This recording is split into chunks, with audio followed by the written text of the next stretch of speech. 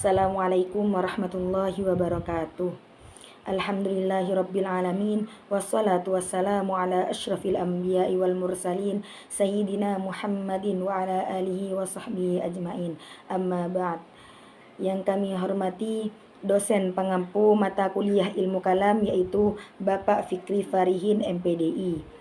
Saya Nailil Nadifatul Hikmah Hasbillah sebagai moderator sekaligus pemateri pertama dan Nur Khofifatul Mufidah sebagai pemateri kedua, dan yang terakhir Faikotul Mustaqwidah sebagai pemateri ketiga yang akan membahas makalah dengan judul Iman dan Kufur dalam Perspektif Ilmu Kalam.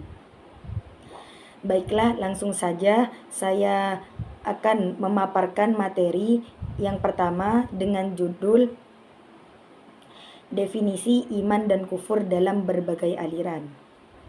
Di sini pengertian iman dan kufur secara bahasa berarti percaya, sedangkan secara istilah adalah pembenaran dengan hati, pengucapan lisan, dan pengalaman dengan perbuatan terhadap ajaran Islam. Kufur berasal dari bahasa Arab kafaro yang berarti menutupi atau menyembunyikan. Di dalam penjelasan ini, definisi ini ada berbagai macam definisi, yang diantaranya yang pertama, menurut aliran Khawarij, iman meliputi pengakuan lisan dan amal ibadah. Sedangkan kufur, orang yang melakukan dosa-dosa besar dianggap kafir. Yang kedua, yaitu menurut aliran Murji'ah, iman di sini adalah pengakuan hati dan lisan, bukan amal ataupun mukmin. Yang ketiga yaitu menurut aliran Mu'tazilah, iman adalah ketaatan dan pengalaman wajib, sedangkan kufur, pelaku dosa besar, disebut fasik, bukan kafir mutlak. Yang keempat yaitu menurut aliran Asy'ariyah, iman adalah pengakuan hati dan lisan, pengalaman syariat dan bagian Islam, sedangkan kufur, dosa besar, tidak mengeluarkan dari Islam.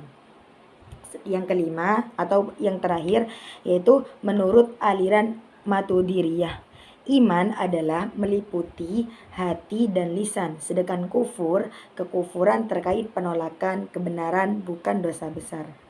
Jadi dalam materi ini, dalam pembahasan yang pertama, ada 5 definisi iman dan kufur menurut berbagai aliran Islam. Yang tadi saya sebutkan yaitu menurut aliran Khawarij, menurut aliran Murji'ah, menurut aliran Mu'tazilah, menurut aliran Asy'ariyah, menurut aliran Maturidiyah. Begitu teman-teman. Nah, untuk yang selanjutnya, yang materi yang kedua yaitu komponen iman dan pandangan Khawarij tentang pelaku dosa besar, saya serahkan kepada pemateri kedua yaitu Nur Khofifatul Mufidah. Kepadanya waktu dan layar dipersilahkan. Baik, di sini saya akan menerangkan tentang komponen iman. Nah, komponen iman dalam Islam terdiri dari 3 aspek. Yang pertama yaitu tasdik. Nah, tasdik berarti membenarkan atau mempercayai dengan sepenuh hati terhadap kebenaran ajaran Islam, khususnya terhadap rukun iman. Keyakinan ini merupakan pondasi utama iman yang harus ada dalam hati setiap muslim. Nah, yang kedua yaitu ikrar. Ikrar adalah mengucapkan dan mengakui kebenaran iman tersebut dengan lisan seperti mengucapkan kalimat syahadat yang menjadi pengakuan bahwa tiada Tuhan selain Allah Subhanahu wa taala dan Muhammad sallallahu alaihi wasallam adalah rasulnya.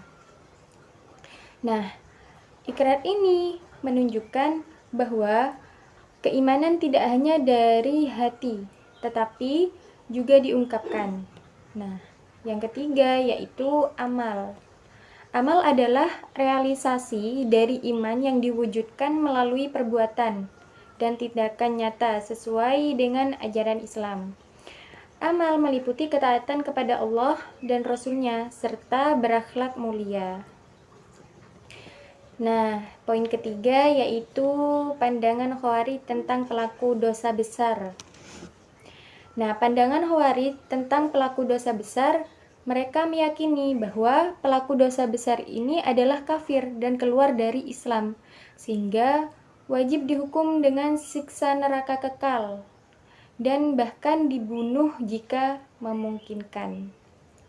Begitu. Nah, perkataan dosa besar berasal dari bahasa Sangsakerta yang dalam bahasa Arabnya disebut az-zanbu,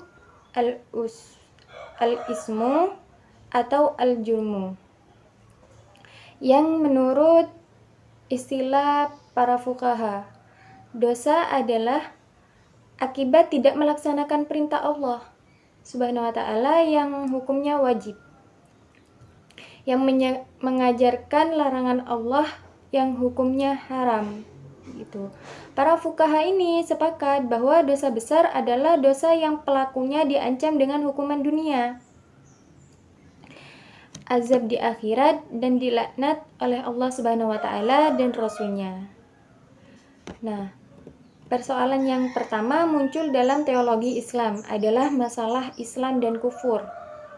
Persoalan ini dimunculkan pertama kali oleh kaum Khawarij yang menganggap kafir sejumlah tokoh sahabat Nabi Muhammad SAW yang dipandang telah berbuat dosa besar. Mereka tidak menerima kebijakan Ali bin Abi Thalib yang menerima tahkim atau arbitrase sebagai penyelesaian persengketaan khalifah dengan Muawiyah ibnu Abi Sufyan. Pada mulanya kaum Khawarij adalah pendukung setia Ali bin Abi Thalib. Akan tetapi kemudian mereka keluar dan membentuk golongan tersendiri yang menentang dan orang-orang yang terlibat dalam penerimaan dan pelaksanaan tahkim itu. Begitu. Baik, mungkin ini saja yang bisa saya sampaikan. Saya kembalikan kepada moderator. Terima kasih kepada pemateri kedua. Untuk selanjutnya, pemateri ketiga yang akan dipaparkan oleh Mbak Faikatul Mustaqwidah mengenai konsep al-manzilah baina al-manzilatain oleh Mu'tazilah dan Asy'ariyah. Kepadanya waktu dan layar dipersilahkan. Baik, di sini saya akan mempresentasikan tentang konsep al-manzilah baina manzilatain oleh Mu'tazilah, yaitu ajaran yang menyatakan bahwa seorang muslim yang melakukan dosa besar tidak bisa dikategorikan secara mutlak sebagai mukmin maupun kafir.